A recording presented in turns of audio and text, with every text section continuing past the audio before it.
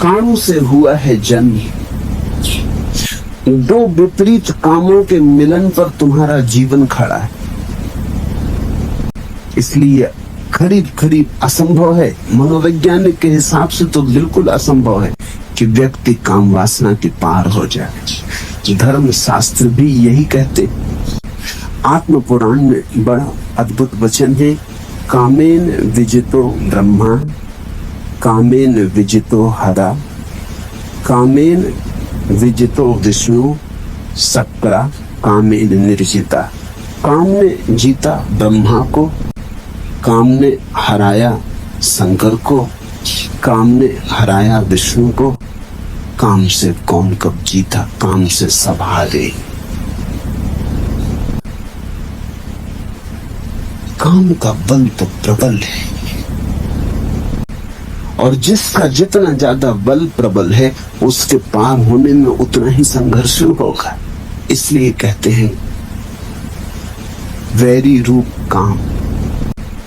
इस जगत में अगर टक्कर ही लेनी हो किसी से, अगर हिम्मत ही हो टक्कर लेने की, अगर संघर्ष करने का और योद्धा करने का, योद्धा बनने का रस हो, तो छोटे मोटे दुश्मन मत चुनना। ख्याल रखना, जितना बड़ा दुश्मन चुनोगे उतनी ही बड़ी तुम्हारी विजय होगी। छोटे मोटे को हरा भी दिया तो क्या सार है। कहते हैं जंगल में ईसप की कथा है, एक गधे ने सिंह को चुनौती दे दी और कहा अगर हो हिम्मत तो आ मैदान में और हो जाए सीधा युद्ध। लेकिन सिंह चुपचाप चला गया। सियार ये सुन रहा था, उसने थोड़ा आगे बढ़ के सिंह को पूछा कि सम्राट बात क्या। एक गधे की चुनौती को भी तुम स्वीकार नहीं किए। उन्होंने कहा पागल हुआ, अगर उसकी चुनौती मैं स्वीकार करूं तो पहले तो अफवाह उड़ जाएगी कि सिंह गधे से लड़ा, ये बदनामी होगी। ऐसा कभी हुआ नहीं, ये हमारी कुल वंश परंपरा में नहीं हुआ कि गधे से लड़े। लड़ना है गधे से, गधे को समाप्त कर दे सकते हैं, लड़ना क्या है।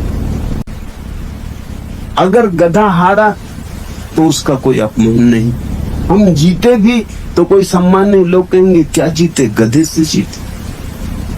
और कहीं भूल चूक जीत गया गधा, गधे हैं इनका भरोसा क्या। तो हम सदा के लिए मारे गए, इसलिए मैं चुपचाप चला आया हूं। गधे से झंझट में पड़ना ठीक नहीं। छोटे से अगर तुम उलझोगे, जीते भी तो छोटे से जीते, और काश हार गए तो छोटे से हारे। दुश्मन जरा सोच के चुनना। मित्र तो कोई भी चल जाएगा, शत्रु जरा सोच के चुनना। शत्रु जरा बड़ा चुनना, क्योंकि चुनौती, संघर्ष तुम्हें अवसर देगा तुम्हारे अपने आत्मविकास का। तो जो बाहर की चीजों से लड़ते रहते हैं वो अगर जीत भी जाएं तो चीजों से ही जीतते। सिकंदर हो कि तैमूर लंग हो कि नादिर शाह हो कि नेपोलियन हो, फैलाने विस्तार सारे जगत पर अपना, तो भी वस्तुओं पर ही विस्तार फैलता है। इसलिए इस देश में हमने उनको सम्मान दिया जिन्होंने अपने को जीता। सबको भी जिन्होंने जीता उन्हें भी हमने वैसा आदर नहीं दिया। हमने आदर उन्हें दिया जिन्होंने स्वयं को जीता, क्योंकि स्वयं को जीतने का एक ही उपाय है, और वो है काम ऊर्जा से अतिक्रमण हो जाना, काम ऊर्जा के पार हो जाना। काम ऊर्जा के पार होने का अर्थ है अपने जन्म से मुक्त हो जाना, अपने जीवन से मुक्त हो जाना, अपनी मृत्यु से मुक्त हो जाना। काम ऊर्जा ने तुम्हें जन्म दिया, और काम ऊर्जा की उत्फुल्लता ही तुम्हारी जवानी है, तुम्हारा जीवन है।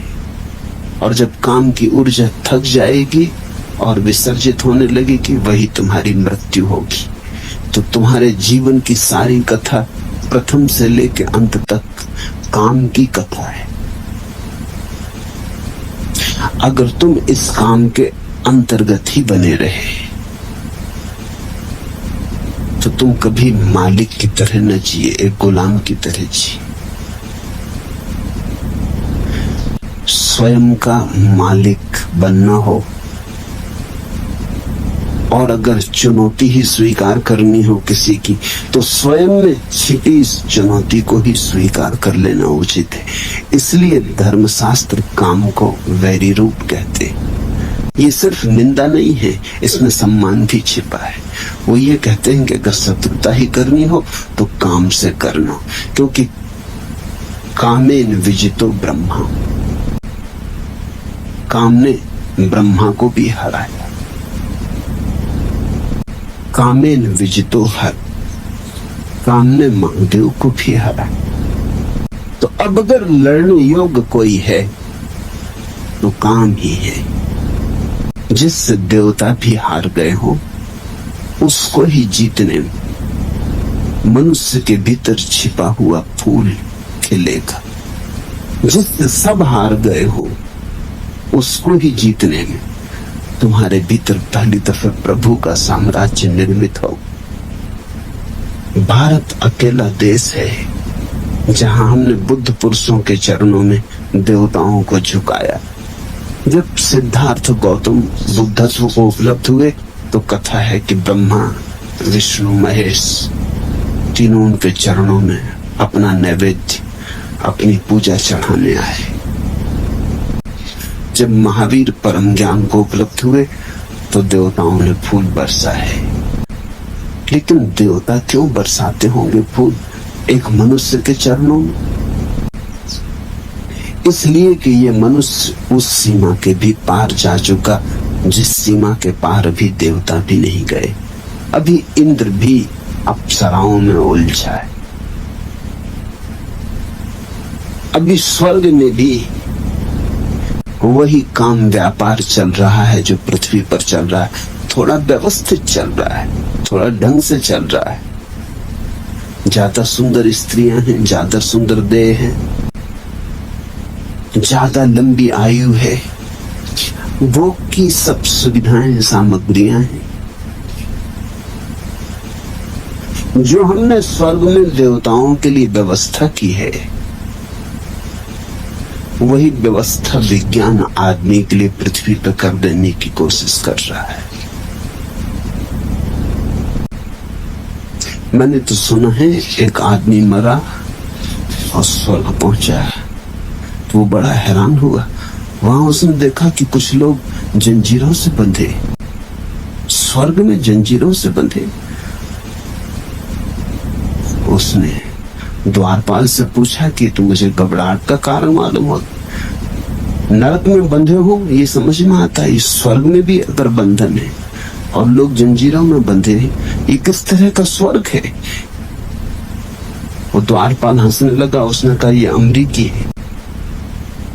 ये जब से आए तब से ये धुन लगाए कि हमें अमेरिका वापस जाना है, यहां से तो वहीं बेहतर था।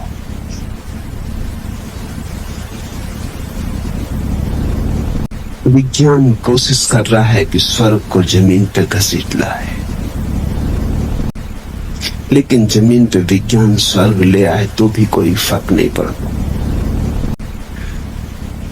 तुम्हारी काम वासना को कितनी ही तृप्ति की सुविधा जुटाती जाए, तृप्ति नहीं होगी, क्योंकि काम वासना का स्वभाव अतृप्ति।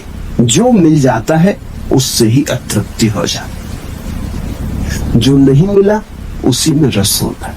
काम के स्वभाव को समझो, यही उसका बंधन है, यही उसका वैरी रूप। जो मिल जाता है वही व्यर्थ हो जाता। जिस स्त्री को तुम चाहते थे मिल गई, जिस पुरुष को तुमने चाहा मिल गया, बस तत्क्षण तुम किसी और की चाहने लग गए। बायरन अंग्रेजी का कवि हुआ, उसका अनेक स्त्रियों से संबंध था, सुंदर पुरुष था, प्रतिभाशाली पुरुष था, और महीने 2 महीने से ज्यादा उसका संबंध नहीं चलता था। लेकिन एक स्त्री ने उसे बिल्कुल मजबूर कर दिया विवाह करने को। उसने कहा विवाह नहीं किया तो हाथ भी नहीं छूऊंगी, और वो दीवाना हो गया उसे। अपने करीब लेने को। आखिर विवाह के लिए राजी होना पड़ा।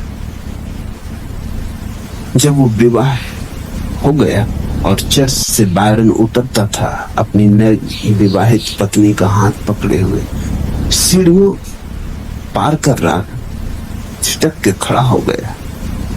उसने अपनी पत्नी से आश्चर्य, मैं तेरे लिए दीवाना था, महीनों सोया नहीं, और अभी क्षण भर के लिए तेरा हाथ मेरे हाथ में है, लेकिन तेरा मुझे सुध भूल गई। राह से वो जो स्त्री जा रही, मेरा मन उसके पीछे चला। अभी विवाह नहीं हुआ और तलाक शुरू हो गए। जो मिल जा उसमें हमारा रस खो जा। तुम एक मकान बनाना चाहते थे, बहुत दिन से बना लिया। जब तक नहीं बना था तब तक खूब सपने देखे, खूब सोचा, खूब विचारा, वही धुन थी। फिर मकान बन गया। एक दिन अचानक तुम थके बांधे खड़े हो, कुछ भी तो नहीं मिला। अब तुम और दूसरा मकान बनाने की सोचने लगे। काम की लक्षण यही है कि वो तुम्हें कभी तृप्त न होने देगा। तृप्ति का वहां कोई उपाय नहीं। अतृप्ति की जलती हुई आग ही काम का स्वरूप है।